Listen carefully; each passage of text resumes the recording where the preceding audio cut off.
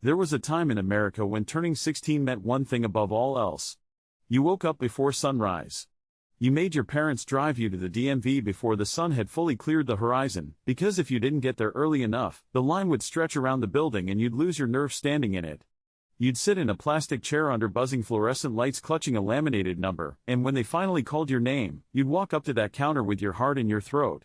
And if you passed, if you walked back out those glass doors with a piece of paper that said the government of the United States recognized you as a licensed operator of a motor vehicle, something shifted. Something fundamental. You weren't a kid anymore. You were someone who could go somewhere. That moment, that piece of laminated plastic with a bad photo on it, was as close to a rite of passage as secular American life ever produced. It sat alongside graduation and the first job in the first apartment as one of the great milestones that marked the distance between childhood and something resembling adult life. For most of the 20th century, getting your driver's license was what freedom actually felt like. Not a concept. Not a metaphor. Freedom with a gas pedal, but that's not the story anymore. And the change has been so gradual, so quiet, that most people haven't stopped to register just how complete it is. Today, a remarkable and still growing number of American teenagers are putting off getting their driver's license. Some are waiting until their 20s. Some aren't bothering at all. The DMV lines that once snaked around the building on a Saturday morning are shorter now. The ritual is fading. And the question worth sitting with is not just what changed, but what it means that it changed, what it says about who we are now, and who we used to be. To understand what's been lost, you have to understand what the car meant in the first place. And that story begins not with teenagers at all, but with the country itself. The automobile arrived in America at the turn of the 20th century as a plaything of the wealthy. Early cars were temperamental, expensive, and required a certain mechanical courage just to operate. But Henry Ford changed all of that. When the Model T came off the assembly line in 1908, and when Ford's River Rouge plant eventually began producing a car every 24 seconds, something happened that no one could fully predict. The car became democratic. It became ordinary. And in becoming ordinary, it became essential. By the post-war years, the late 1940s, the 1950s, America had reorganized itself entirely around the automobile. The interstate highway system, begun under Eisenhower in 1956, wasn't just a road project. It was a statement about what kind of country America intended to be. Suburban development exploded outward from city centers. Shopping moved from main streets to strip malls designed with parking lots in front. Fast food was literally built around the drive-through window. The drive-in theater, the drive-in bank, the drive-in church, yes, there were drive-in churches. Every institution bent itself toward the assumption that Americans would arrive by car. The country did not merely use automobiles. It was, at a deep structural level, designed for them. And so growing up in that country meant growing up around that reality. A teenager who couldn't drive was a teenager who was stranded. Your social life depended on mobility. Your ability to get to work, to pick up your girlfriend or boyfriend, to go to the beach or the lake or the drive-in, all of it required a car. There was no workaround. There was no alternative. You either had wheels or you were at the mercy of someone who did, and nobody wanted to be at anyone's mercy at 16. This is why the driver's license carried the weight it did. It wasn't just a legal document. It was the key that unlocked the country. And the country, for the better part of 50 years, was worth unlocking. Now think about what that meant for the economy of teenage life. To drive, you needed a car. To have a car, you needed money. To have money, you needed a job.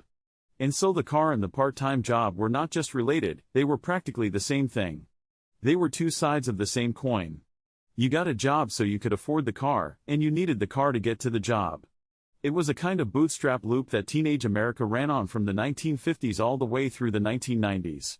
The parking lots of fast food restaurants and grocery stores and gas stations filled up on weekend evenings not just with customers, but with 16 and 17-year-olds who had clocked out and were sitting in their cars before the drive home, radio up, windows down, feeling the particular satisfaction of having earned something. Those two institutions, the part-time job and the driver's license, formed a kind of ecosystem.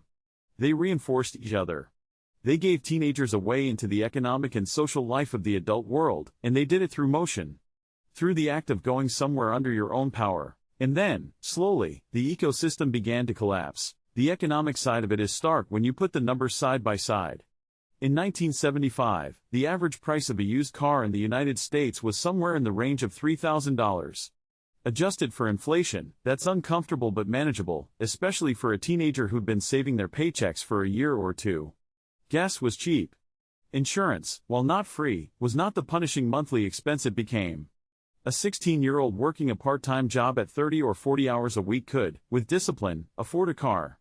It was hard, but it was possible, and the possibility was built into the expectation. Fast forward to the early 2000s and then again to the 2010s and now into the 2020s, and the math stops working.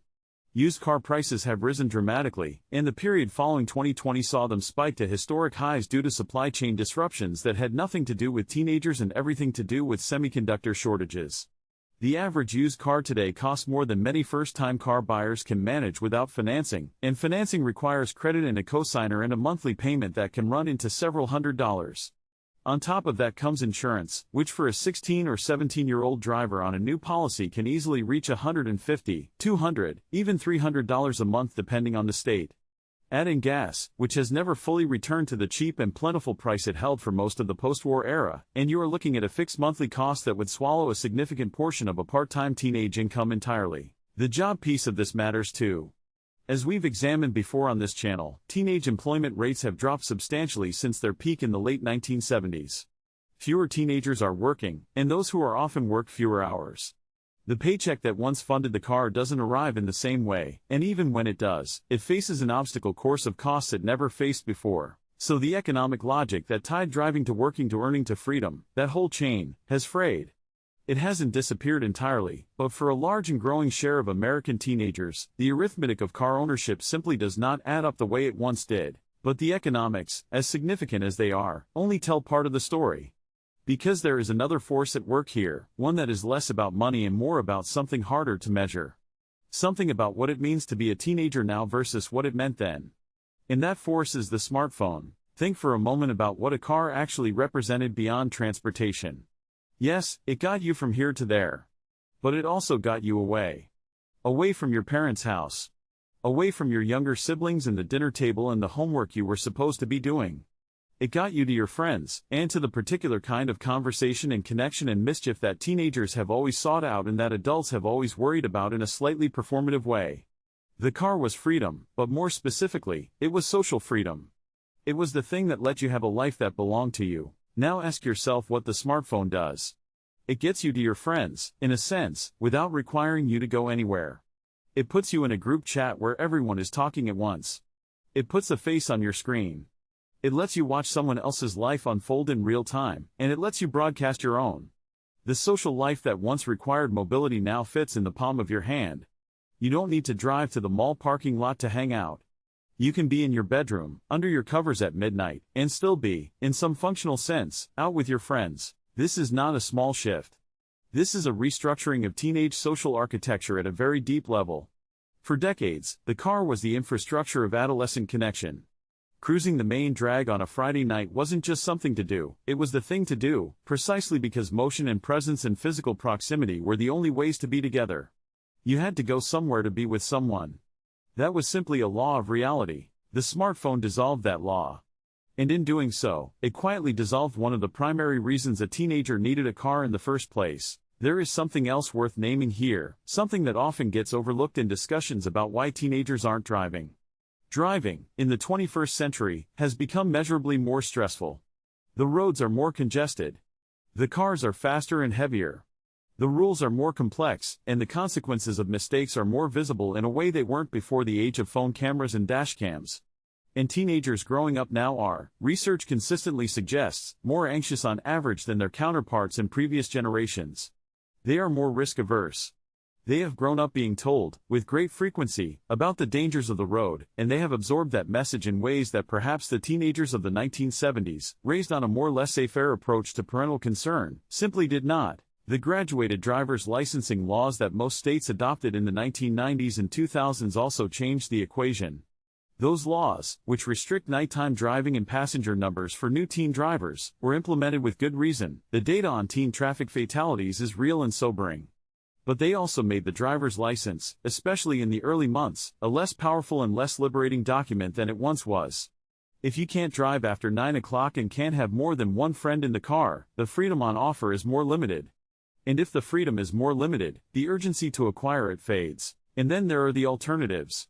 Ride-sharing services arrived in the early 2010s and changed the calculus for anyone in an area with sufficient density to make them work. For a teenager in a city or a suburb close enough to civilization, Uber and Lyft provided something that didn't exist a generation ago: on-demand transportation without ownership. You didn't have to own a car, insure a car, park a car, or maintain a car.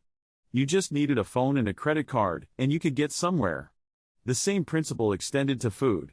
Delivery apps turned the car trip to pick up food into something that happened on a screen.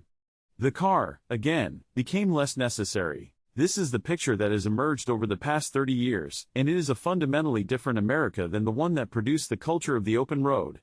It is an America where motion is still valued, but where the car is no longer the only or even the obvious vehicle for it.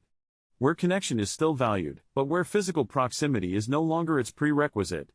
Where independence is still valued, but where the path to it runs through a screen rather than a steering wheel. And it is worth sitting with what that means, not with alarm or nostalgia, but with honest curiosity. The driver's license meant something once because the car meant something once, and the car meant something once because America built itself around it in a very specific historical moment. That moment produced a culture, and that culture produced a ritual, and that ritual produced millions of teenagers standing at DMV counters, nervous and hopeful and on the verge of something that felt, genuinely, like a new chapter. That chapter is not being written the same way anymore. The geography of American life has shifted just enough that the car is no longer the key it once was. Not gone, not by a long stretch. America is still, in its bones, a car country. Most of the country remains inaccessible without one. The suburbs still sprawl. The roads are still full. But the urgency is different. The hunger for it is different. The 16-year-old in 1978 who couldn't drive was stranded. The 16-year-old today who doesn't drive is inconvenienced at worst, and more often than not, barely inconvenienced at all. There is something genuinely lost in that. Not the driving itself, exactly.